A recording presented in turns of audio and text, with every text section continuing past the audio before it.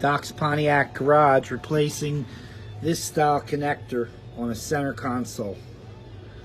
Squeeze the connector and pull back on it. Make sure you pull them all the way through and make sure they lock. I replaced this broken connector with one from a salvage car.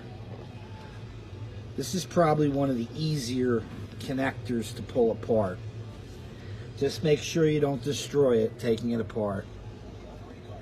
Okay, now let's do the other side, the part that mates into that. Going to take a column shift harness and make it into a floor shift harness. Believe it or not, that connector would be the breaking point. On a column shift, these wires plug right into the column neutral safety. On a floor shift, these wires go into this bunk connector and then plug into that, which is the one I just replaced. So that would make this complete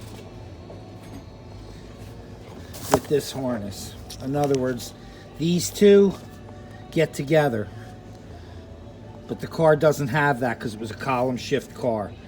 So now we're making it floor shift. And this is how you take this connector apart. Okay, this is a little different type spade connector. This one's harder. This one you can ruin really fast. What I do is I take a screwdriver and I put it on the smaller side. You see that? One side's where the pig goes in, but the other side is the smaller side. And when you push that in deep enough and you wiggle it down, just keep going, but not too much pressure.